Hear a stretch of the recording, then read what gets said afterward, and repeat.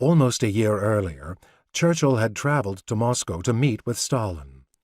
A fervent critic of Bolshevism and communism for decades, the British leader understood that an ally in war against a mutual enemy could, given different circumstances, reverse course and become an adversary when hostilities ended. Shortly after Churchill arrived at the Citadel, the main site of Quadrant, he telegraphed FDR and used the name Warden that he often assumed for security reasons on overseas missions. "The Warden family are looking forward keenly to their visit to Hyde Park, where we propose to arrive the afternoon of the 12th. Are we right in thinking we should all bring our thinnest clothes?" At 6 on the evening of August 11th, Churchill and daughter Mary, Clementine stayed behind in Quebec to rest after the ocean crossing, climbed back on the train for another full day of rail travel to Roosevelt's estate in the Hudson Valley.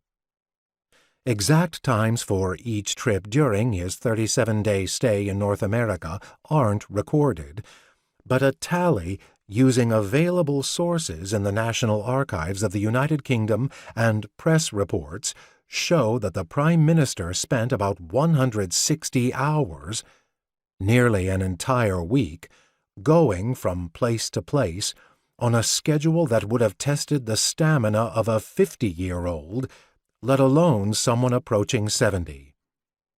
8 lengthy rail journeys added up to traveling thousands of miles, and most of that time he kept secretaries busy taking down his dictation. En route to Hyde Park in a 6-car private train arranged by the president of the Canadian National Railways, the Churchill party took a 90-minute detour to Niagara Falls to show Mary the 3 waterfalls that help form the border between Ontario and New York.